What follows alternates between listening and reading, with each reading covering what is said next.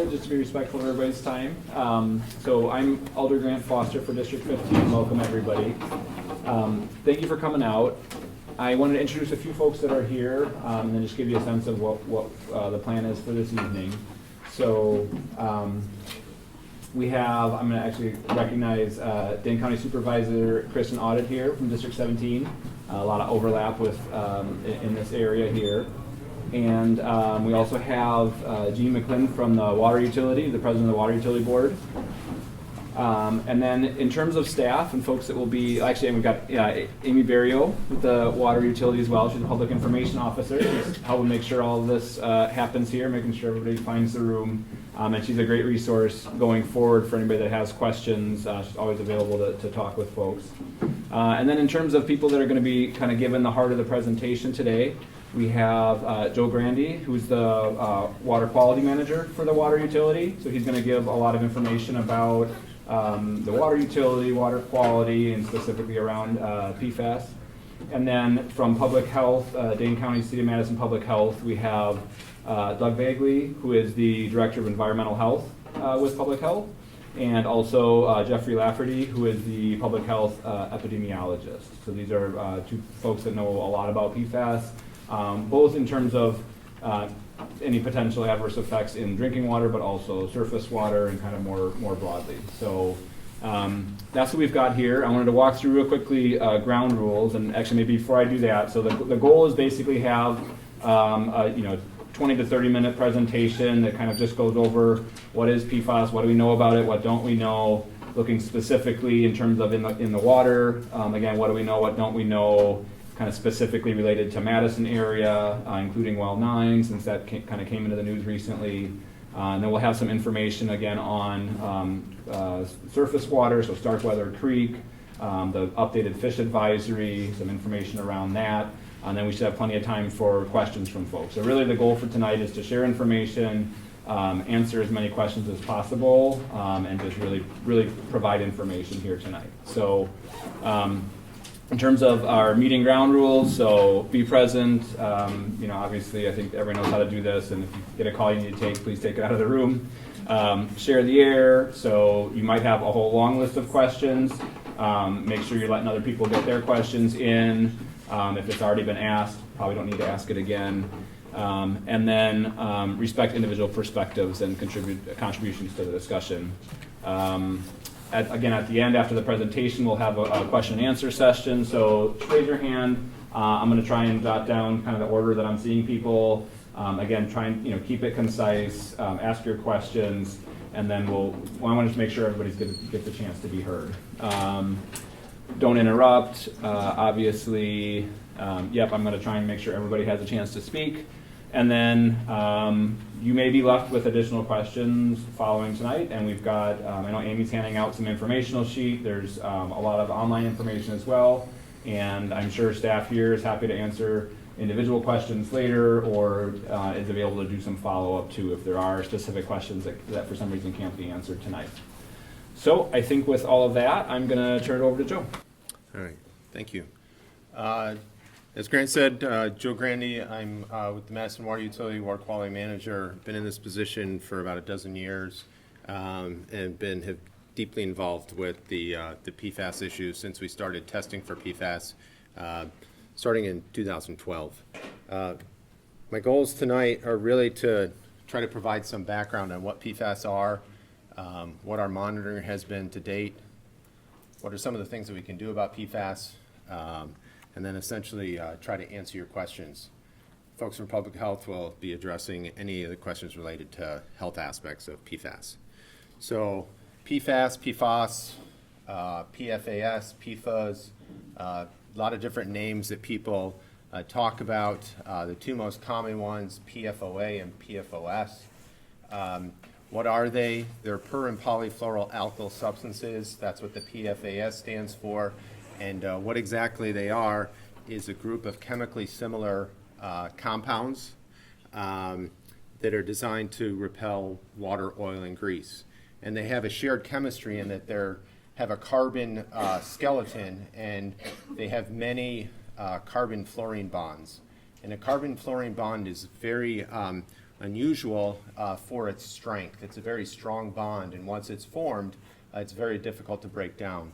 So these PFAS or PFAS compounds are virtually indestructible, and they generally don't break down in the environment, and so they pretty much just are moving around in the environment. As we can see on this, these PFAS compounds are present in many, many different types of consumer products. It's in food packaging, it's in non-stick cookware, it's in water-repellent clothing, it's in stain-resistant carpets, furniture, those kind of fabrics. It's virtually in many consumer products that we all are exposed to on a daily basis. So I was asked to show this graphic to kind of demonstrate kind of how PFAS move through the environment. And we can start in the upper left-hand corner here, where basically the PFAS start from. These are not natural compounds. These are things, every single one of these is a man-made compound. So it starts with the industrial manufacturer, formerly 3M, Dow, DuPont, Chemours. These are the major manufacturers of these chemicals, initially produced back in the 1940s. So these compounds are incorporated into our consumer products, and then we are in contact with these consumer products, whether that's fast food wrappers, popcorn bags, food packaging, or those thin coatings that you see on your takeout containers. Those are places where you might find PFAS. And so those end up sometimes in our food, or they end up in our household dust. And those materials end up in our bodies. That's one pathway where it can get into our bodies. Another is once you take those consumer products, when we're done using them, we throw them out, they go to the landfill. As we know, materials that end up in the landfills are leaky, they leach those materials, and then these compounds, or these PFAS, end up potentially contaminating groundwater. And for us, groundwater is a source of drinking water. Also, the industrial manufacturers, whether it's the primary manufacturer or the other companies that use those as part of their process or incorporate into their commercial products, those compounds, as they leave the plant or they leave the factory, the wastewater, for example, ends up going to a wastewater plant. The wastewater plant is not effective at removing these PFAS compounds, and either they're going to be bound in the biosolids or the solids that get removed from that wastewater, or it's going to be discharged at the back end of the treatment plant, and then it's going to go down to a downstream neighbor. What this is all showing is that we are now introducing these contaminants into the environment where we may be exposed to them. And those biosolids often are applied to agricultural lands, the foods that, onto foods that we may eat, or that may be fed to livestock that then we eat those meat products. So potentially moving through the food chain in that fashion. And then also here is just this AFFF, that's the firefighting foam, PFAS-containing firefighting foam. This is very common, or is commonly used on military bases and any FAA sanctioned airport, which is most of our civilian airports across the country. So just showing the transfers, and just recall that these are they're not easily broken down. They don't degrade naturally within the environment. So any of these compounds that have been manufactured, they just kind of move through the environment through these various pathways. And just some statistics, virtually all of us, if we were to draw blood today, we would find PFAS in our blood. Not necessarily from drinking water, but drinking water accounts for, estimates say, about 20% of your PFAS exposure. 50% is coming from your food, and another 20% is coming from household dust, from the consumer products that surround us. So I know here in Madison, a lot of what we hear is that there's PFAS in our water, and it's given the impression that it's only Madison that has PFAS in its water. This here is a map. I'm only showing the Northeast and the Midwest, just for just to put it up here at a scale that you can see, but also to point out a couple of things. If we look at the state of Wisconsin, let me just take a step back. These are showing all the known contamination sites across the country that have been documented. There are some purple dots on here which are hard to see. Those are all military installations, military bases where PFAS has been detected in groundwater.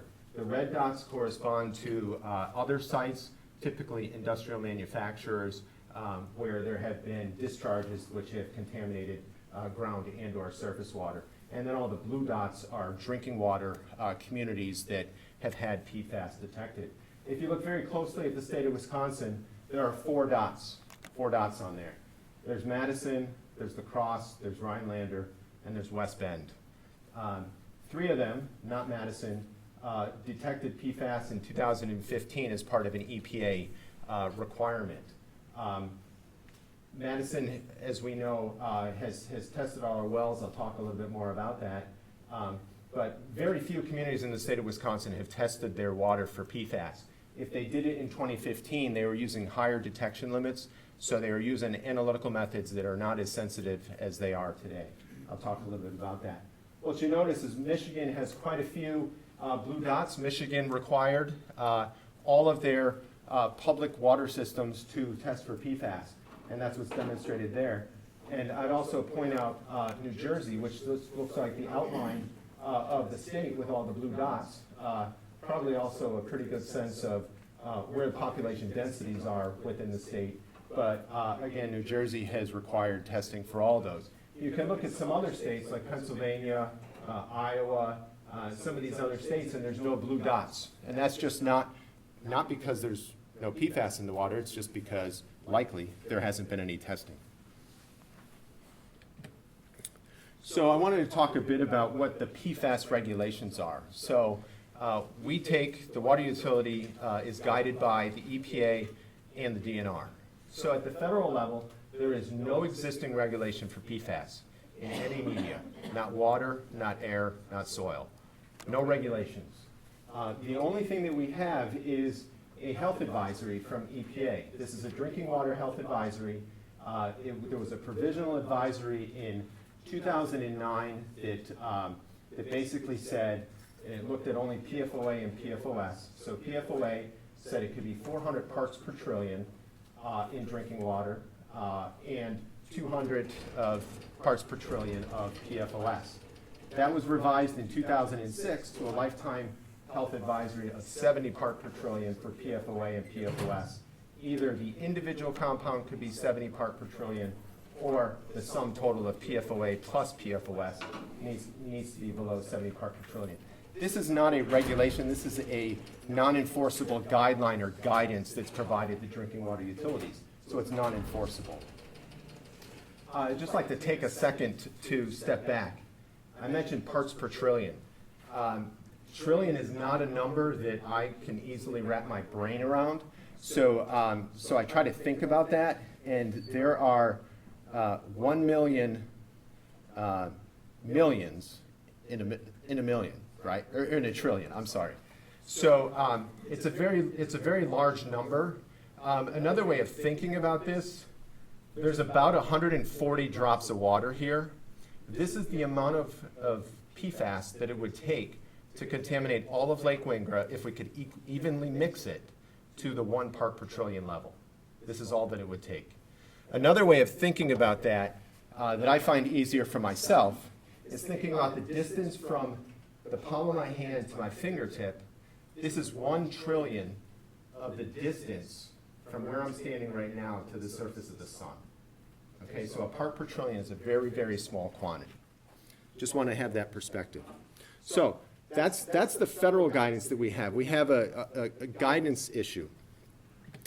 But that's not all that we can look to. We can look to see what other states have done, and there's a lot going on here, but I'm just going to try to focus in on what's going on here. Across the top is just a number of states that have actually provided guidance or drinking water regulations for a number of these compounds. And here's the compounds that we're talking about. These 4 compounds, PFOA, PFOS, PFHXS, PFNA, these are the most well studied. these are the ones that we have the most information about toxicology. And with some of these states, and these are all guidance or regulations that have been passed just in the last 2 years. So this is not based on studies from 2005 or 2010. This is the best available science that we have. And what these states have decided is that a safe level of PFOA is somewhere between 8 and 35 parts per trillion. Keep in mind, this is lower than the 70 part per trillion that EPA has said. PFOS, again, these are the ones that most of these communities are looking at. It's somewhere between about 10 and 27. You combine those, and again, they're less than that 70 part per trillion. And so there's others that have numbers here, but I just wanted to put that for reference so we can look to other states for some guidance. It's also noteworthy that the DNR has asked the Department of Health Services, DHS, to evaluate these compounds and propose groundwater standards. And so DHS has done that and has recommended that the groundwater standard, which can serve as the basis for a drinking water standard, for these two compounds, PFOA and PFOS, should be set at 20 part per trillion. That would be in the state of Wisconsin. I also just want to draw attention to one compound in particular, PFBA. This is a compound that's noteworthy because it's present at well 9, will maybe cause some concern. There is a health-based value that was established by Minnesota. It's the only health-based value that I'm aware of in the United States, and that's a safe level at 7,000 parts per trillion. So significantly higher than these other compounds, in particular PFOA, PFOS. So just wanted to give a little bit of background in terms of the testing. We've been doing some testing for PFAS compounds here in Madison since 2012. We knew that we were going to have to test for all of our wells in 2015. We had an opportunity to work with a lab that was trying to get accreditation for doing these tests, and they offered us very low-cost testing for looking for 6 PFAS compounds. We evaluated 4 wells for those, and we didn't find anything. We did the EPA-required testing in 2015. We looked at all of our wells twice. We didn't find anything. Didn't find PFOA, didn't find PFOS, didn't find any of these 6 compounds that we were required to test for. If you recall, back in 2016 was when EPA revised their provisional health advisory and revised that downward to the existing health advisory of 70 part per trillion. There was some concern because in this testing that we had done in 2015, the detection limits were really close to what that combined level of PFOA, PFOS at 70 part per trillion was set at.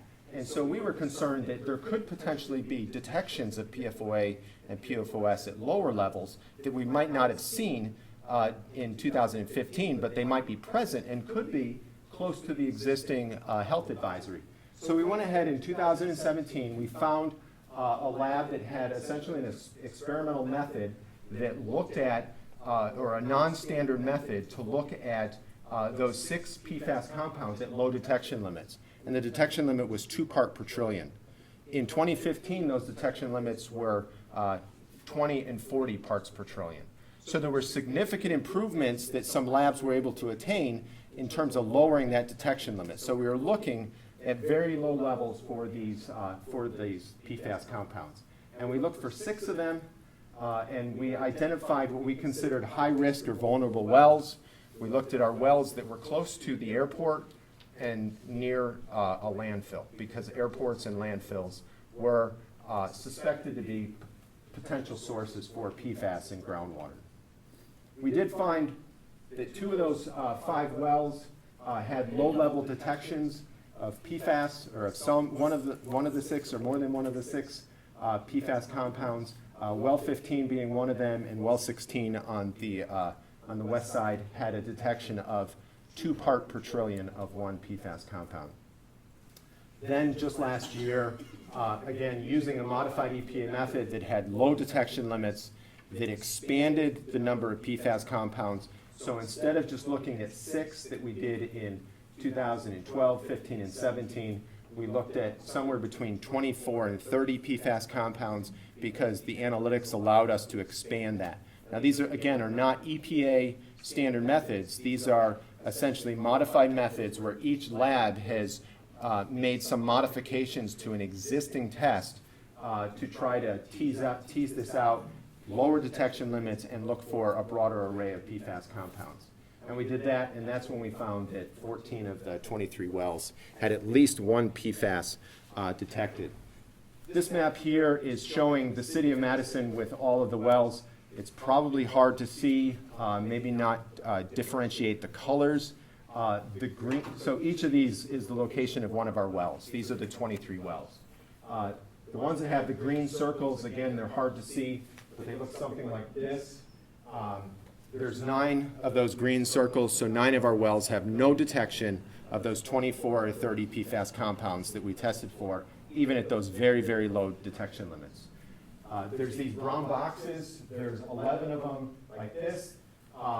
These 11 wells have what we call trace detections.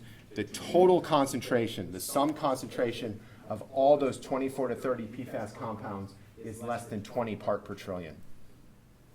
Again, that matches with the Wisconsin DHS recommendation, but remember, that recommendation is just for PFOA, PFOS. We tested for PFOA, PFOS, plus 28 other PFAS compounds. And then of note is there's 3 others, well 15 up by the airport, well 9 and well 23, which is down here just on the east side of Lake Mendota over there. Those 3 we say have low levels, and low levels is something that's above 20 part per trillion. Taking a closer look at this, this is what the sum or the combined concentration of those 24 to 30 PFAS compounds. What we're looking at here on the x-axis or the horizontal axis is this is just the well number. This is just the well number. So well number 9, for example, where many of you may be interested, is right there. On the y-axis, we're showing the summed concentration measured in parts per trillion, ranging from 0 to 60. And what we see is there's 9, there's 15, and there's 23. Those 3 wells have somewhere between 40 and 55 part per trillion of this sum or this combined PFAS concentration. We do have a couple, well 6, well 11, and well 14 are somewhere between 10 and 20, and everything else is less than 10. You'll note that some of them have just a fraction of one PFAS compound. So we can talk a little bit about well 9. I assume that many of you live in the well 9 service area. Maybe you don't, but I'll provide some information as well. The Madison Water Utility, or the Madison Water Distribution System, is broken up into pressure zones based on elevation. So and what that means is that we isolate certain portions of our distribution system, and it's based on elevation because the city of Madison is a bowl. The lakes are a low point, and as you move away from the center city, it gets higher elevation. If you have wells or a distribution system at those low points, it's hard to pump water uphill. So you want to isolate those lower areas, and that's a pressure zone, and the higher you move up, you isolate those pressure zones to reduce your energy costs for moving the water around. But this here is the outline of pressure zone 4, okay? And so if you live around here, you're probably in pressure zone 4. So on the north, the boundary there is just east of Olbrich Park, and that line up there is the bike path, and then this here is Stoughton Road, and so it's just this broad outline here. You can see well 9 is on Sponham Avenue, and then we have well 31, which is down on Tradewinds Parkway, just south of the Beltline. Those 2 wells provide water to this pressure zone. Before 2 years ago, only well 9 provided water to this pressure zone. So we now have 2 wells. Well 31 provides for some redundancy. So if something happens to well 9, we have another well within this zone to provide supply in that area. So what is this showing? This is a little confusing, right? You know, there's a bunch of colors. This is a heat map which approximates, based on our hydraulic modeling, how much water a particular location gets from well number 9. So those purple areas correspond to areas that are predominantly getting all their water from well 9. So if you live close to well 9, or basically if you live in the northern half of this pressure zone, probably all of your water is coming from well 9. The cutoff here is approximately Femrite Drive, which is the blue line just below where it says pressure zone 4, and then it drops off a little bit. And then primarily south of Femrite Drive, more of the water is coming from well 31. Okay? We can talk more about this when people have questions, but this is an approximation for where your water comes from. And we're right there. So if you're interested in what's in your tap water at your location, we do have an application on our website that you can punch in your address, and it'll tell you which well serves your home and approximately what percentage of water comes from each of those wells. I was planning on going to that, but the technology is really slow. It might take us 5 minutes to get on the internet, so I'm not going to do that. But you can just punch this in, madisonwater.org/PFAS, and on the sidebar there's going to be a link to something that says which well serves my area.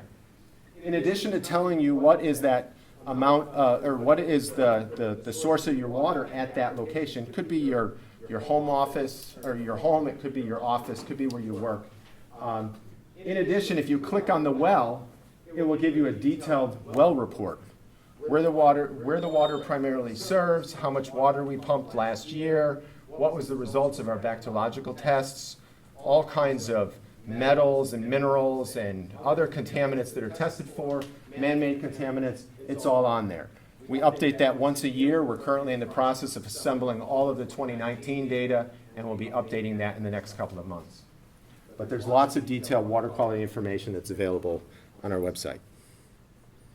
The only thing I would say is that there are some variations. It's possible that lead levels, copper levels, iron and manganese, those are 4 metals that the numbers that you see at your home, or the amounts that you see at your home, could be different from what's reported on these results, namely because the lead and copper is going to be dependent on what type of pipe materials you have in your home, and then the iron and manganese, these are minerals that can accumulate in our distribution system, and those the numbers can increase during the course of our operations. Within this pressure zone, that's not an issue. So I wanted to take a couple minutes here to compare well 9 to well 15, because I know that there is some concern about the concentrations of PFAS at well 9 and well 15. They look very similar, right? And so this raises alarm, I think, for some people. And what is this graph here showing? So again, on the y-axis, I'm just showing the PFAS concentration measured from 0 to 80 parts per trillion. And I'm comparing well 9 to well 15 for these specific PFAS compounds, okay? The ones of note, as we said, PFOA, PFOS. These are the only ones that EPA has a health advisory for, and they're the ones right now that Wisconsin is evaluating for a groundwater standard. And we see at well 9, it's just under 5 part per trillion. At well 15, it's about 12 part per trillion. What do we also see at well 9? We see this big orange part of the graph, or part of the bar. That's PFBA, what we talked about before. And that's important because this is one of those short chain PFAS compounds where, from my understanding, the toxicology suggests that this is a less harmful PFAS compound. And the only health-based standard that we've seen out there, or guideline that we've seen out there, is 7,000. And what we're seeing here is about 40 part per trillion. And so just for comparison, I just wanted to put this. That bar over there is that 70 part per trillion for the EPA health advisory, which we now know is is insufficient. But if we look at just the lower part, that's the state of Wisconsin. And again, well 15 is even below that. Well 9 is below that. So one may say, well, if we're using these standards, why did we shut off well 15? Well, Vermont, and I didn't point it out before, is that Vermont uses that 20 part per trillion, and it's used for 5 PFAS compounds, including PFHXS. So at well 15, when you look at PFOA, PFOS, PFHXS, the concentration is 32. Vermont would say that that water is unfit to drink, should not be drunk. So again, that's a standard that we're using. That guides our decision about well 15. Lots of detail in here. I'm not going to talk about this. I'll quickly wrap up here. So what can be done?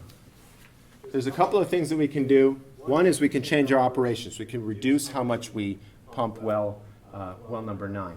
Or, for example, we can abandon the source. We can say, nope, there's too much PFAS in here. We don't want to use this well. We're going to shut it down. I'm told there's people in our community, myself included, they want PFAS-free water. We've got PFAS in 14 wells. We can't shut down 14 wells. We just can't do that. We can't provide water or fire protection to our community by shutting down all those wells.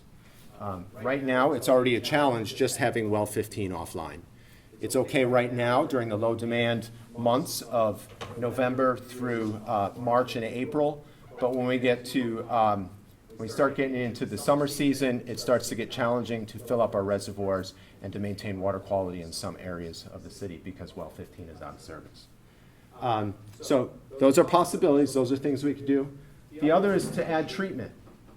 So activated carbon ion exchange, these are basically pressure vessels where you have a media, a porous media or a flow-through media inside, whereas the water passes through, that media grabs onto the PFAS and removes it from the water. And so essentially what you do is you have a vessel that's accumulating the PFAS, and then you have to dispose of that PFAS-containing media. Another alternative is reverse osmosis. Reverse osmosis can also be effective. We're using high pressure to push clean water through a porous membrane and leaving behind contaminated, that concentrated contaminant. What happens to that concentrated contaminant? Well, you put it down the drain, you send it to the wastewater plant. Then what happens at the wastewater plant? Well, it doesn't get taken out by the wastewater plant, so your downstream neighbor now gets concentrated PFAS thanks to your operations. I mention that just because that's one of the complications here. We could install something like this. At well 15, for example, that is showing 4 vessels. At well 15, for the capacity of our well, we would probably need 6 of those vessels. The equipment cost alone is somewhere between $500,000 and $1 million. To build a building around it, to do all the piping and all that other stuff is probably another $4 million. And so if we're to provide treatment at well 15, that's about a $5 million investment. If we also wanted to do that at well 9, that's another $5 million investment. Want to do it at well 23, that's another $5 million investment at a minimum. So I'm going to turn this over here to Jeff or Doug, but just wanted to say that there are still a lot of these unknowns, some uncertainty here, right? So what we don't know is what is an acceptable level of exposure. Maybe the folks in health will talk about this. Do chemically different PFAS behave similarly in the body? These are some things that we don't know. Are there interactive effects amongst PFAS, just amongst the different types of PFAS, and or those PFAS and other contaminants that we find in water? What might the regulatory environment look like in 5 years? Is PFAS going to be regulated? It might not be regulated at the federal level, but the state may come up with a drinking water standard. And we know that they're working on that process right now. And then the other thing is, lastly, how effective are these treatment technologies at removing PFAS and the specific mixture that we have in Madison? We need to do a pilot test to evaluate that and find the right type of media that would work, and then obviously see if that's going to work overall within our system. So there are some possibilities. So at this point, I'm going to turn it over to these guys, and I'll answer questions when they finish up. Thank you, Joe. Again, my name is Doug Fagley. I'm the Director of Environmental Health for the Public Health Department for Madison and Dane County. So I just want to go over some of the health impacts that we have related to PFAS, the per and polyfluorinated alkali substances. One important thing to remember is that the biggest route of exposure is ingestion. So we're taking it into our bodies. That's the main route of exposure to PFAS from the environment. So drinking water, soil from industrial areas where PFAS is manufactured and disposed. If you've seen the movie on Netflix, they've talked about that extensively, about the people living in the industry areas that were producing PFAS were exposed to very high levels. Also, indoor air and dust, when we have all the different Scotchgard and different treatments on our clothing and on the surfaces, such as carpeting, that breaks down and gets into our household and then and creates dust, and as we eat, we are ingesting that dust as well. We'll talk about surface water in a little bit, but groundwater, contaminated groundwater, is another way that we are exposed to PFAS. As Joe was saying, about 20% of our exposure comes from drinking water. And I should say that drinking water is different from groundwater, but in our case here in Madison, we are drinking our groundwater. And then also another major route of exposure is eating fish from areas of surface water that have been contaminated, and we'll talk about that briefly in a little bit. And then also we get exposed by everyday food packaging, that the PFAS is in the food packaging, we're eating the food that's come in contact with it, and then again we're ingesting PFAS.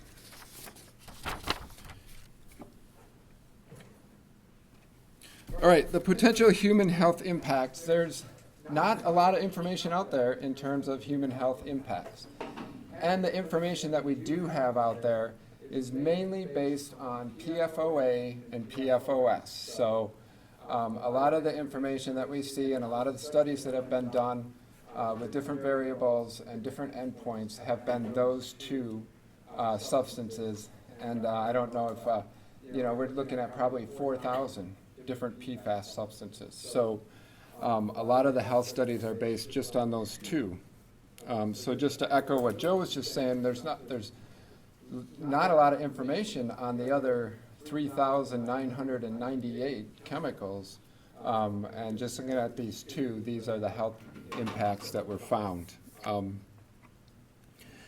They affect the growth, learning, behavior of infants and older children, lower a person's chance of getting pregnant, interfere with some natural hormones, increase cholesterol levels, affect the immune system. They actually decrease the efficacy of vaccines, and then increase the risk of cancer.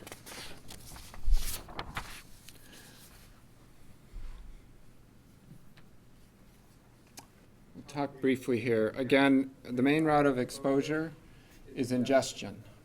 We're not, and hopefully not, we're not drinking water directly from Starkweather Creek. And the testing that has been done shows that our levels are higher up here and then progressively get lower as we get down into Lake Monona. But we have found PFAS in all the surface water from the airport on down into Lake Monona and in the lake as well. Again, while there's PFAS in the surface water, we're not drinking the surface water on a regular basis, so it shouldn't be an route of exposure. However, the fish are drinking the water on a regular basis, and as they drink more of the water, the PFAS will accumulate in the fish, and then when we eat the fish, we are consuming the PFAS and can experience health impacts from that. So based on the fish tissue results that were just received a couple weeks ago from the DNR, They revised the fish consumption advisory for Starkweather Creek and for Lake Monona. It used to be differentiated between age, if you're a childbearing female and male, and now that's kind of just been combined, and it's the new advisory has been changed to just say 1 meal a week for bluegill and 1 meal a month for all other species. This could actually change a little bit too as additional fish tissue testing is done, and it may change what species can be eaten on a regular basis, because not all species have been tested yet. The DNR is planning on doing additional testing into, Lake Monona, Birmingham Park, and then also, I believe, Lake Wingra. So this is it's kind of a major change, and really impacts the people that are eating fish on a regular basis or eating fish for subsistence.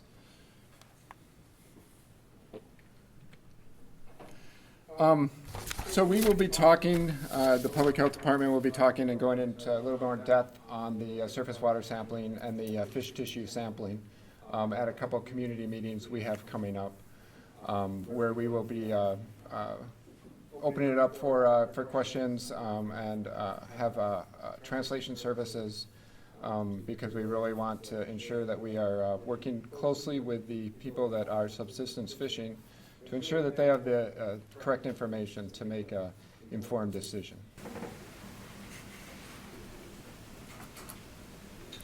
And that is it for our section of the presentation.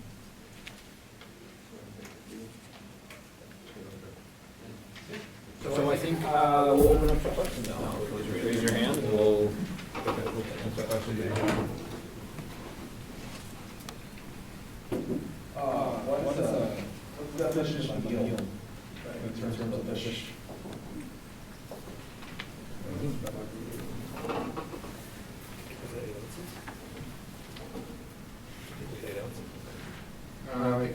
We're thinking 8 ounces, but that You know, I would have more specific information about this details.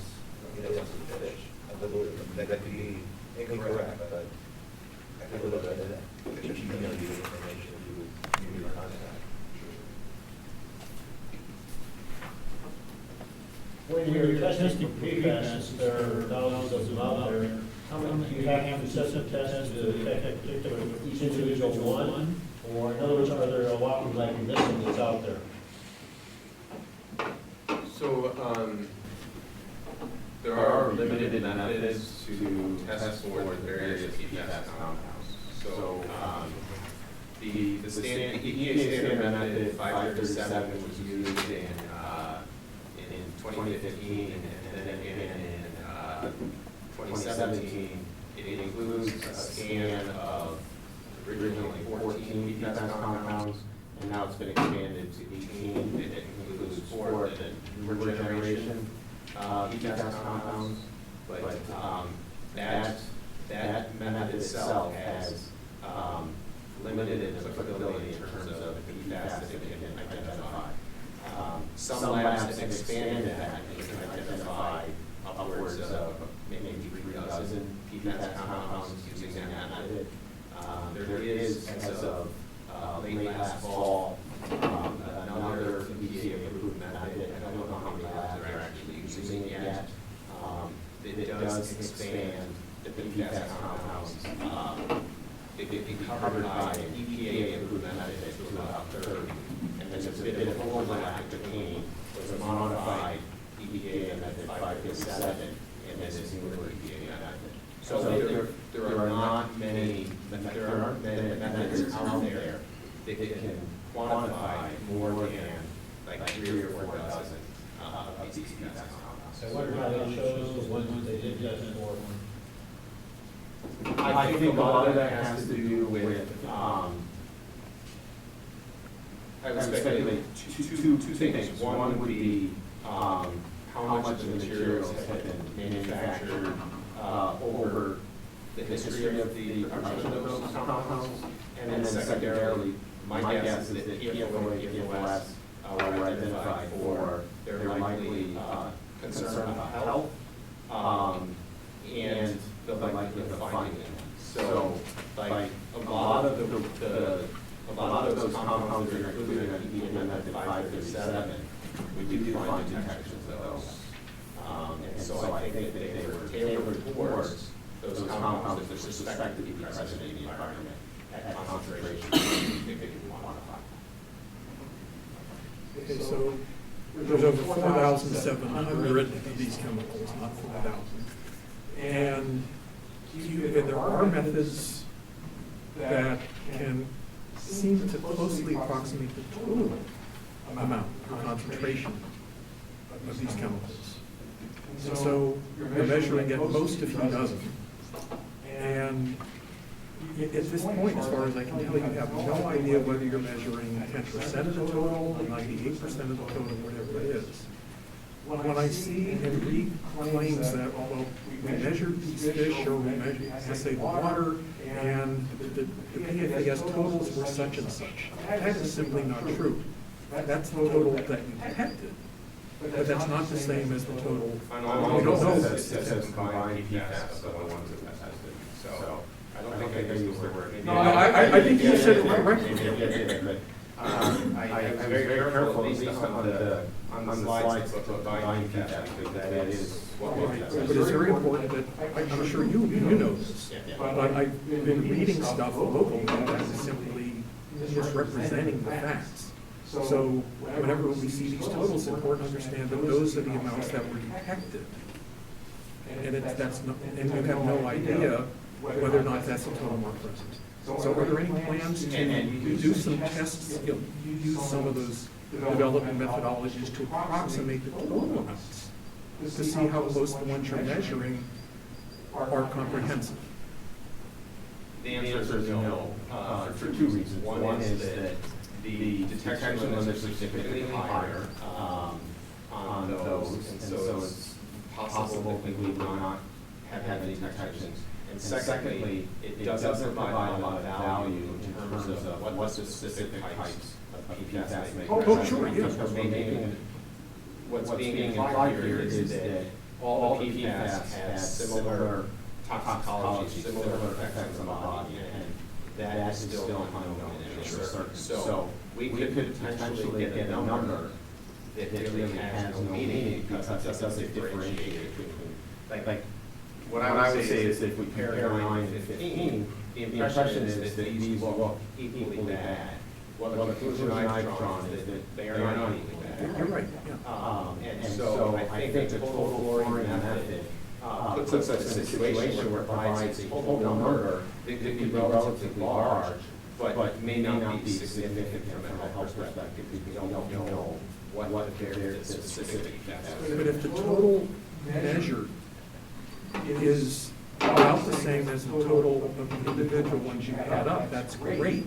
If the total number measured is a lot greater than the totals that you're measuring, then you're still flying blind because you don't know what you're missing and you don't know what those chemicals are and how toxic they are. And again, I would say that these are research methods, they're not standard or proven methods, and I'm not convinced that we get good value out of doing those tests. Have the companies that have created this mess, have they put any kind of effort into cleaning up or into research of this whole category of chemicals? I mean, we're cleaning up, supposedly, we're working on cleaning up the mess that has been created. And as a taxpayer, I'm going to be footing that bill. And it's like, where does DuPont where do they come in and get going on helping with the situation? I would say in Minnesota, there was a class action lawsuit against 3M, and I think they settled for like $800 million for that. I'm not going to pollution in that area on 3M. And then I do also know that Michigan just started a lawsuit against some of the manufacturers there. Just started, hasn't gone anywhere yet, but more or less, the Attorney General is pressuring the companies to take care and clean up the contamination. Once you're genuinely in Parkersburg, and that's about 20 years. Yeah, it's gonna be a long. So I'm wondering, should I be thinking about it? Should I be finding a friend who is, well, 7 or 29, so I can go load up water? I don't really want to start drinking bottled water because I don't want to use all the plastic stuff now. So I'm wondering, what should I be doing? That's really either. If the bottles someplace will do it, and then down source, then. Man, we're looking at that a lot of water. So, decisions about whether you want to drink water or not, those are highly personal decisions and choices that people make. This is totally unrelated to PFAS. It could be any potential contaminant that's in water. Those are the choices that you need to make based on your specific circumstances. What we can do as a water utility is we can provide water that meets all the current state and federal regulations for safe drinking water. And we do that. And we do that every day. And when we have contaminants like this that aren't regulated and there is uncertain information, what we as a utility can do is we can do the testing, we can provide that information to our consumers like I do, and then we can compare what we find to benchmarks. That's what I try to do tonight. That's what we try to do with all the public communication we put out. And then it really is up to individual consumers to make a choice about whether there is a risk and if that risk is tolerable to them. There's a risk with everything we do in life. Right? Here's what the priority is with the city in terms of exploring the possibilities of reducing the levels. I mean, I mentioned the different tanks and the different methodologies. Cost $55 million for each well, potentially. You don't even know which method is really the way to go. So is this going to be a high priority with the city, or do I need to call in up the pressure and the mayor? This is not a high priority for me. And you have one utility board is here represented by Dean. The decisions on our testing program were influenced by customers coming in and by public testimony at board meetings that ultimately resulted in us doing additional testing at the request of our customers. So we do respond to that. Clearly, the mayor and the board, the elected officials, respond to phone calls that they receive, and if that's something that is important value to you, yes, you should advocate for that, absolutely. I will just reiterate what I said before. We meet all the safe drinking water standards. I don't think you need to do anything other than drink water that's not drinking. And I do drink water. I do it anywhere in the city. I do it with my kids. I have three kids who grew up here in Madison and drink water out of the tap since they were born. One second, I just want to follow up on that, Joe. Could you speak a little bit, so this question of potential filtration is one that I've heard a lot. As I understand, there actually, we did invest in some filtration on well 15 prior to all of this, not for PFAS, but for something else, right? Could you speak a little bit about, so if, let's say there is a lot of support in the community for increased filtration, could you just give a little context in terms of for the water utility, are there any other contaminants that, are, while we know that we're meeting all the standards, but just give us some sense of what that decision making might be for the board? Yeah, so again, this is where it gets difficult because we have no contaminants in our water supply that we are closely following, and as Grant said, that we have made decisions about removing them from the water supply. So, we did remove, we had an air stripper at well 15.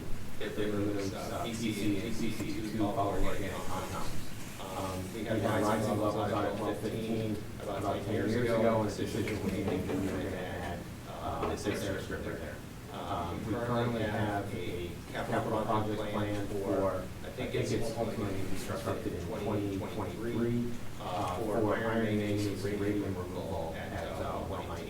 And that's a well that serves campus area and kind of near the west side. So we have a number of water quality concerns already existing, whether they're health-based, aesthetic-based. So those are some of the priorities that have been identified previously. This is something that we're reacting to in the last year to 18 months. And so this will become incorporated into it. But again, we have a couple of things to consider. We have limited dollars to spend. We have lots of needs in terms of our system. This is newly identified. We need to figure out where that fits within the priority scheme. Based on the information we have today, I don't see it as a significant priority compared to our other needs, because we do have radium, we do have VOCs, we do have other contaminants in our water supply that we know impact health. These, we're not so certain about how they impact health and what less. So I think the piece of information I appreciate the most was the difference in the profile between a well 9 and well 15. That's, well, I was going to say, maybe I get the presentation that's sent to us. But my question is there a place going forward that you can watch that profile of our well as you do testing in the future? And if other wells in the city, the profile changes, and now you no longer meet the Vermont standard that you use to shut down well 15, are you going to apply that? Is that the policy that's in place in terms of turning the operation? I would say we don't have a policy in place at present. There was a little pressure to turn on well 15. And that decision was made.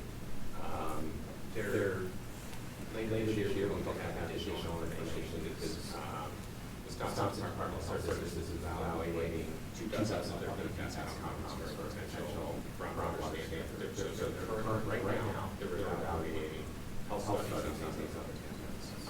And so I would say those recommended guidelines kind of serve as an interim policy for me when I'm thinking about this. So that provides guidance for me in terms of the health standard that we apply to the laws. But again, is there going to be a place we can watch the profile? I'm sorry. Yes, thank you. So the profile, it's going to be a long term because we'll only test once a minimum once a year. It's likely we'll only test once a year. Maybe well 9, well 15, I test on a monthly basis for bullshit. If there are concerns the next time we test one as well, where the profile changes or there's significant increases in one or several of PFAS compounds, we may do well likely to do additional testing. That profile was just prepared just specifically for this meeting. I don't typically do that type of breakdown, but certainly I can. But Joe, the visualization of the profile, you did sort of for the slide, but the actual results of the different. Yeah, all of that data is online. All that data is available. So I think that's important though, so you can look at that, and when the next round of testing comes, it will also be published there, is that right? And all that details on the water quality report that comes out annually? So the water quality report is a summary. Yep. I just want to know where I can get that information. So Well, I mentioned which well serves your area is specific. It does link to all of that detailed information. So like, if you want to get down to the nuts and bolts, specifically what's in your water, it's already available online. When we update those reports, yes, we'll include more detail with respect to PFAS. But again, it's updated once a year. All of the well testing is currently online. Yeah. So you could just go there and, I try to do it now. no, it's one link to go there and then, click on all the test results and all the test testing, you get a 2019, well lines on there. And then there's also a detailed report, that has more specific details online as well. But if anybody needs help finding that, feel free to call us on the walk through. Just to add one thing, this slide presentation will be available somehow, probably on our website. But there was one slide that I went through really quickly and had, we actually tested six different times last year. And so, and it was tested at 3 different labs. And so there's some variability because they're non-standard methods. And so some numbers are higher than others based on the lab where it's done. And so moving forward, our plan is to only use the same lab, the same methodology, so that they're directly comparable, rather than having this uncertainty because we have results from 3 different labs with potentially 3 different methods. So we should have more comparable data, but you will be able to do that type of analysis. So, obviously I'm here tonight, I went to a presentation last week with the county board. I read the article in Isthmus that I think it was 2 weeks ago put out by somebody from the water board. And I've read other documents from local governments. And the common theme is that according to standards, by regulatory bodies, our water is good. And in fact, you talked about that's the best science. It comes from the DNR, whatever. It's not. I did toxicology research for more than 40 years. I know how this works. The science of determining the toxic effects of chemicals often doesn't happen until many decades behind the chemicals put into common use. There's very little known about nearly all the chemicals in this class. Are you guys familiar with the ATSDR report on this class of substances from a year, it was 1 or 2 years ago? I imagine you would be. So they came out with a recommendation that, if I remember correctly, total of PFOA and PFOS would be 20 parts per trillion. 30, just 20, I forget. 30, okay. What you may not be aware of is that,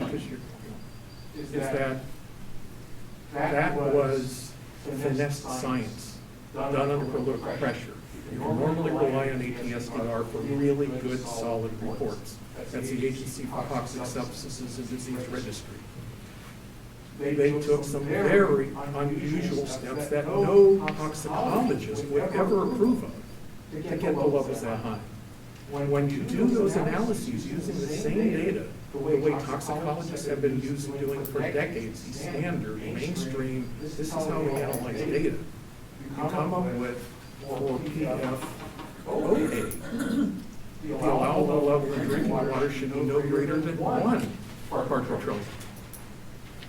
And for PFAS, Linda Birnbaum, who recently retired after 10 years heading the National Institutes of Environmental Health Sciences, her conclusion is that the PFOA level should be only 1/10 of a part per trillion. Okay, that's where the real science is. I can respond to your comment there, but I just like to know what my question is. Why are you assuming, I guess it amounts to this, why are you assuming that the regulatory agents, because the regulations are often decades behind the science, instead of going to the science? So can I actually answer this one? I can try to answer it, I'll let you. Sure. I'm not a toxicologist. I'm not trained as a health professional. I look for references. I look for benchmarks. I rely on public health, I rely on Department of Health Services to give us this information. If there is a study that you feel that would help inform that, you should provide that information, those studies to Department of Health Services, to the state of Wisconsin, because they did evaluate these studies. And just came on the recommendation last fall, or last summer, that said PFOA and PFOS should be 20. The states that I listed there, New Jersey, New Hampshire, Vermont, New York, Michigan, Minnesota, these are all states that have big states in this PFAS issue. And they've evaluated the peer-reviewed science. Toxicologists, state toxicologists reviewed the peer-reviewed science and came up with numbers. I agree, that 70 is too high. I even showed on that slide that it was somewhere, these states are showing somewhere between 8 and 25 part per trillion. I need a benchmark. I think I made the comments earlier that, so here, this is showing. These are standards that are based on review, toxicologists reviewing peer-reviewed science, peer-reviewed studies. And these are the numbers that they're coming out with. Yes, there may be 1 or 2 studies, and those have been analyzed and looked at, and I believe incorporated into these studies. They have not. I'm not a toxicologist. I'm not going to review that science. I need a benchmark that's going to guide my decisions, and I think that our policy board would agree with that. If not, bring this information to policy board and tell us we should be doing something different. But I'm making decisions that are based on recommendations from public health, recommendations from the State Department of Health Services, based on their evaluations of that science that's out there. If there's better science, please give that information and better science to toxicologists that are evaluating science. I'll hold Madison, academic county, nowhere near the toxicology expertise that we rely on. No, that's why we have the process to evaluate the studies. They are going to base their analysis on, develop the numbers that they're going to send back to DNR for rule. And science at DNR was gutted in the last administration. It's not DNR that's making that determination. Can you speak a little bit to that state process? Is it like next couple of weeks? There's one kind of group that's kind of getting off. You know better than me, but Well, I know that the DHS is looking at the additional compounds that have been sent to the DNR. I believe they tried to send 26 and 6 were kicked back because there wasn't enough information out there to even start looking at them. And so they're reviewing those. When they get done reviewing them, it goes back to the DNR. The DNR then goes and starts implementing their rulemaking process to make it a standard and get it into regulation. That process, which just started for PFOA, PFOS, it's going to take 18 months. In the interim, though, a lot of people are looking at that number, using that number of 20 parts per trillion as a valid number to use as a semi-standard. It's not enforceable or anything like that, but that's what we're looking at and evaluating as a target. Also, I just want to comment, the meal of fish is the 4 ounces. That's at 8, so it's 4, sorry. As I recall, well 15 is close to the airport, but we also have fairly moderately high levels of PFAS at 9 and 23. Is there any sense or anybody study as to where these might be coming from? No. So we rely heavily on DNR. That's what would be their purview to investigate those. Are they doing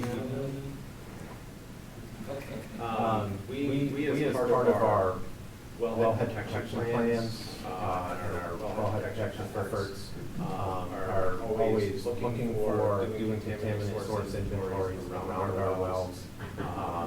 But at the present time, we have to know what types of former industries might be responsible for that. Well 9, it's on Sponhead Avenue, it's mostly a residential neighborhood. And so, it begs the question, where are these compounds coming from? What is the source of that? My suspicion is there's some commercial and industrial activity that's near the Stone River corridor, and that's likely where those contaminants are coming from. But that has not been investigated yet. The DNR did look at well 15 and well 16 and potential sources there, and did identify some other additional PFAS sources that might be possible. But my understanding is they're not doing much more than just identifying those sources, and their investigation is now done. Either Joe or Doug, do either of you have any update on, so that one of the primary suspected sources for the well 15 contamination, airport, Truax, anybody can give a brief description of kind of where things are at with that? I wish there was more that I could add, but there really isn't much progress there. It's the Air National Guard is the responsible party for a lot of contamination that's on that site. And what they've basically told the state is that Truax is not a high priority in terms of its impact to drinking water. So around the country, there are dozens, if not hundreds, of military bases where there's contaminated groundwater.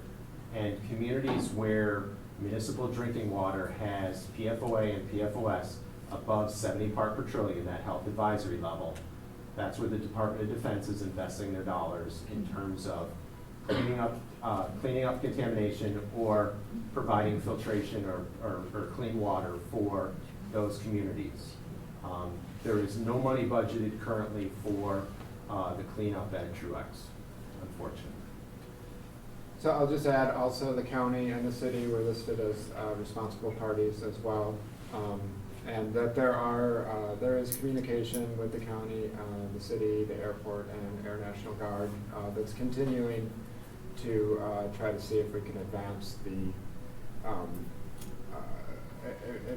we kind of have to know where the plume is at and where the edges are and everything. So there's communication going on to try to get some studies done that would help define the area of the plume. So I just moved here a few months ago and to well 9 area, obviously pretty disappointed when I heard about all of this. And I just have a question. I don't know if this is necessarily related or not, but as soon as I started reading about it, I just went and got a kit and tested my own water, and I know it doesn't test for PFAS, but out of 9 tests, 5 of the tests were hit, not like some of them out of the ballpark, way out of EPA standards. So I guess my question is, is this related at all? Or is this entire well, is this water all kind of has other issues as well? Can you tell me what the 5 contaminants are that were detected? Hardness, alkalinity, pH, nitrates, and iron. So, the exception of nitrate, none of those are regulated for health. So hardness is simply natural minerals that are in the water supply that require a water softener so that your soap works effectively in your dishwasher and in the shower and those kind of things. Yeah, I have a softener. This is it's supposed to. It says that it's supposed to be within the 0, and it's 250. Yeah, again, I would question. So we test all of our wells. Our water is very hard. It's got calcium and magnesium in it. We acknowledge that. The alkalinity is it's highly alkaline water because it's groundwater. Again, that's not a surprise. The pH when we tested is somewhere between 7.2 and 7.5. That's, again, normal for drinking water. Iron, I find that very surprising because the well number 9 basically has non-detectable iron being pumped out of it. And if you're close enough to well 31, well 31 has an iron and manganese filter that removes the iron. So again, those 4. Nitrate is a regulated contaminant. There's a maximum contaminant level of 10 milligrams per liter. If I'm to trust myself, and I don't remember offhand, I would be surprised if it's greater than 2 part per million compared to the 10 standard. And the 10 for nitrate is a drinking water standard, and it's also the public health goal. So for those 5 that you mentioned, I have no concerns about them at well 9. Even Yeah. though, like, as I calculated and I look under EPA standards, it says unsafe. Yes, what I'm saying is that I don't trust that test. I don't know where you did the test, how you had it done, where you collected the sample from. So what test could I get to that you would feel is one that you would trust? I would send the sample to a certified drinking water laboratory, and we have 2 of those here in the city. One is these guys, Public Health, Madison-Dane County has a certified drinking water lab, and this Wisconsin State Lab of Hygiene, which is on Agriculture Drive. They can do that analysis. I think for what you asked for, the iron would be probably somewhere in the neighborhood of $15 to $20 a sample. The nitrate is about a $20 test. Alkalinity and, well, pH is gonna change the second that you put it in a bottle and take it somewhere. So that really needs to be measured on site. The alkalinity and the hardness, probably another $15 or $20 to test those. But again, what we report on our website, I would be surprised if the number that we report there is going to be any different than what public health or the state level hygiene would report. Are these tests, like, every neighbor around me would be the same? They Because I should- heard you saying that They should some be, of with the them have exception like of with the exception of the 4. Lead and copper is going to be dependent on what type of plumbing, what type of pipe materials you have in your home. That'll influence lead and copper levels. The iron and manganese, there could be some deposition in the water mains. There could be some corrosion of the water mains themselves that can contribute to iron. But if you give me the address, I can look and not tonight, but I can get you information in terms of what types of pipes are in your neighborhood and whether or not we would expect higher levels of iron. But I would not expect high levels of iron in pressure zone 4. That one wasn't too high, I wasn't overly worried about that, but some of the other ones were high, and the nitrate I was worried about. Yeah. Go ahead. I could go ahead and test the nitrate tomorrow and then report back to you That'd be within 3 great. days what it That'd is. be great. but- Just a clarification on her question, so 4 of the 5 are more cosmetic, not health-related, That's absolutely right. of the 5 you asked about. Yeah. So when you're looking at those recommendations, you have to distinguish the difference between a cosmetic recommendation versus a health issue. There's 2, you're right, there's 2 different standards, sets of standards. We have primary drinking water standards. We have secondary drinking water standards. The primary drinking water standards are for health. Nitrate falls under that. And all those other ones are secondary drinking water standards. They're non-enforceable Right. aesthetic standards. It's And just the asking for community determines. clarification for whoever asked Yeah, that, yeah, that yeah. those are the 2 Well, I understand all that. I guess the only thing is I'm just a tad bit disappointed that, I mean, I will come to these meetings and I'll learn everything, but I just kind of don't want to do that. And I want my water utility company to be my champion, to be working to absolutely 100% clean water. Here I And am. I I'm feel, here. Right, I know, but I feel a little bit like the presentation was, well, Vermont is this, and here is this, and it's like, those commercials that say, it's just okay. You know, we're average, it's okay. You know, to me, Madison, I hear it's progressive, it's, you know, organic, and so I'm just like, you know. Can I, I'll ask you, I want you to answer, but I just want to You know, I rephrase. want you guys to be our champion, not. Oh my gosh, I'm such your champion. Can you just, so two things that come to mind from that. So one, the question of 100% pure clean, like just talk a little bit about that. And then also, can you just talk about how does Madison's drinking water compared to other municipal water in, or not even municipal, but other drinking water in the state or in other states? Just give us a sense of, from that comment, how far off are we from the gold standard? Amy, how long ago was it that we were rated the best tasting water in the state of Wisconsin? 2 years ago? Well, 31, which was, Yeah.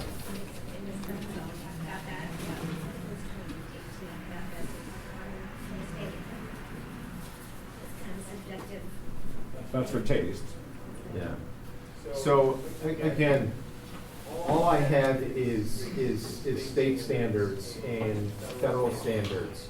We meet those standards everywhere in the city. We're advocating for that. You know, we have a robust monitoring program. We are the only utilities in the state that is consistently testing for PFAS and reporting the results out to the community. We're doing that not because we're trying to hide something, not because we're trying to say that our water is just okay. We're doing it because we want to keep our community informed. We're trying to stay on top of the science and making the best decision possible. I didn't say that our water is okay compared to Vermont. I'm saying that Vermont has established a safe drinking water standard, and we meet that safe drinking water standard, which is much stricter, more strict than what the EPA is, more strict than what the DNR in the state of Wisconsin requires.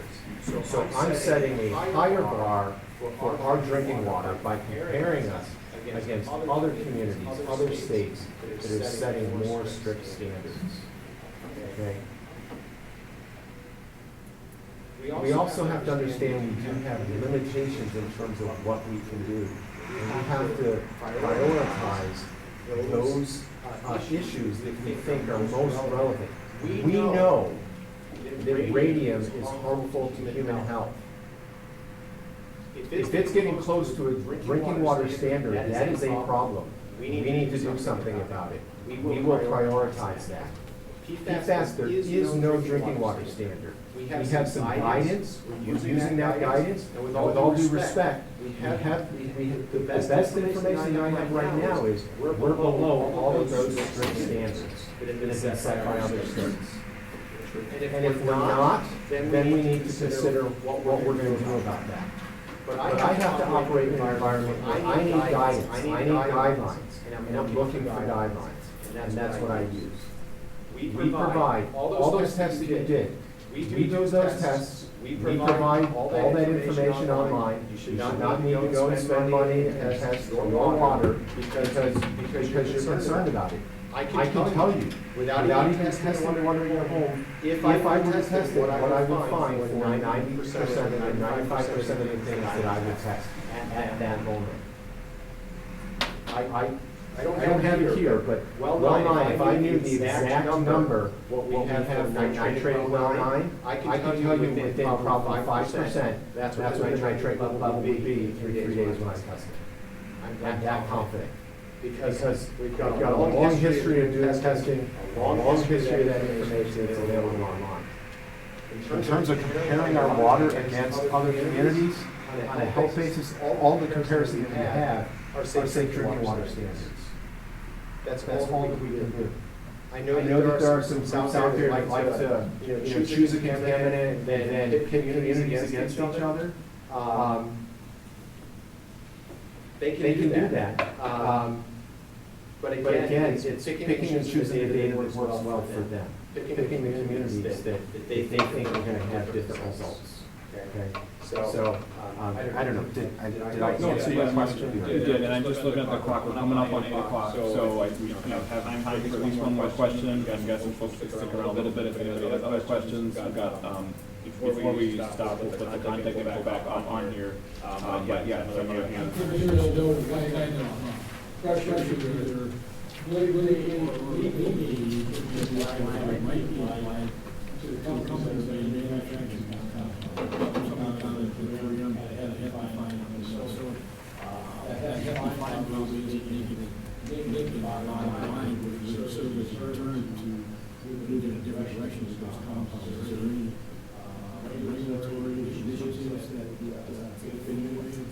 So the two most common PFOA, PFOS are voluntarily banned in the United States. So they're not being made anymore in the U.S. And they should not be used anymore in the U.S.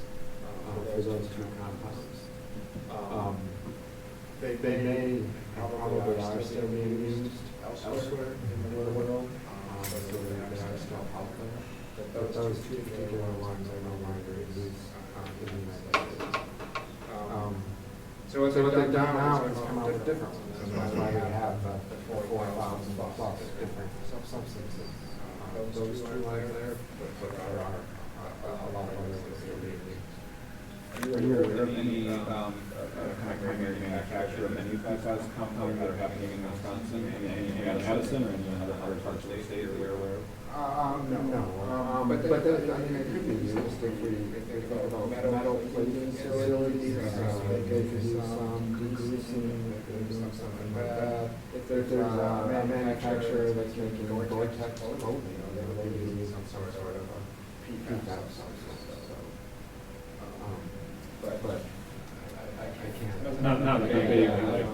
Not like Wolverine in Michigan, a shoe manufacturer that uses a lot of scotch guard and waterproofing on their boots when they that was something that they could zero in on and see that manufacturer was putting the PFAS in the environment. But I don't know the names. When was that shut down? That was in the late 90s and early 2000s. I don't know which ones. That's 1990, PFOA was early 2000s. And then volunteer was not made. That was all lawsuit stuff. It's like been 20 years. And it's, you know, it's. They don't regulate that because the laws they're very stable. It's in our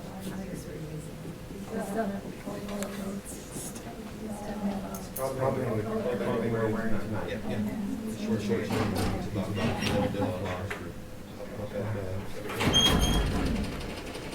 Well, on that cheery note.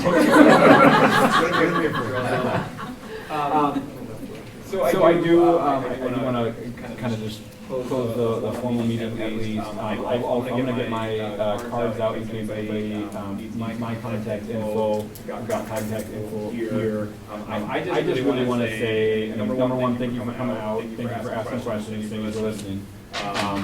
Number two, I have zero interest in convincing anybody here that this is something that you shouldn't worry about. I think that as we heard tonight, there's a lot that we don't know. At the same time, I really want to say how appreciative I am of the staff that is, I feel, very much taking this seriously and working with it within the bounds and the constraints of what we can do, what our options are, et cetera. So I just really want to relay that, is that, yes, continue to pay attention. We may continue to learn much more about this, but please know that folks both at the water utility and public health, this is absolutely something that's very important to them. We have been leaders as compared to other municipalities around this, and I think I think kind of said no bigger cheerleader. I can't remember what your words were, Joe, but I know you take this work very seriously. I know the water utility takes it very seriously. So I want to share that message because it's what I believe, and I want you to know that there's a lot of attention being paid to this, and it's we will continue to pay attention to it. So. Curious about right? Well, I know that it's a different personality, but I'm curious if they're looking at it too, and what they're you communicate with them, know what their results are. Yeah, they find this online. So utilities are pretty guarded with respect to what they're doing and what they found. So I've provided a little bit of information from some utilities in the state that have done this testing, but most don't want to talk about it. It's not required to test or to report results. I do provide information to other utilities. They reach out to me quite a bit to ask what kind of testing methods that we're using, what kind of cautions that they take, what labs we use, what we should be thinking about, what are there some labs better than others, are there better methods that provide better results. So I have talked to a lot of utilities across the state based on work that we've done. But they don't return any favor of all that back. They say, oh, a lot of testing, and this is what we found. So why is he so good? Everybody curious. I'm just saying that they're guarding because of because utilities are not usually very good about communicating to their customers about their water. I mean, I think Madison is an exception that we have a public information officer, we have a communications team. We try to share information. We're pretty aggressive in terms of following the new contaminants that are regulated and providing information to our community. So other utilities don't have the staff to do this and are intimidated by the potential consequences of finding something. So I know I'm throwing my industry under the bus, but I think it's a very fairly accurate characterization that they'd rather their head in the sand and actually get information and start communicating with customers. And I just want to say, if somebody else mentioned earlier, what about sort of public officials from a kind of policy perspective? I mean, a lot of this really is, a lot of the work needs to happen at the state level for some of the regulation. Here locally, there are a lot of elected officials like myself that are very much concerned about this. My focus is, I want Madison to be that outlier in terms of doing the testing, putting the information out there, because I know that's what the community is demanding. And so I think that is another reason why we are doing it, is because the community has been clear. I think the elected officials understand we don't want to hide this. We do want to, even if we don't have the answers, even if we don't have all of the science, even if all of that, let's do whatever we can. So I think that is also part of why we are doing everything that you heard about tonight, even though none of it's required. So we are now 5 after 8. I think the sign-up sheet maybe, Amy, is that right? Right, so, this email has been in existence for a long time, but if you're not on it, please sign up. Basically, we do our PFAS testing and give you the results, we mail them out. And then if there's any sort of PFAS-related news, make sure that we can share. It's primarily water focused, but I can try to also share. I just want to thank you guys for coming also, and maybe you can share the presentation with Grant and I, and we put it on our respective blogs and emails, and then people can find it there too. All right, thank you all for coming again.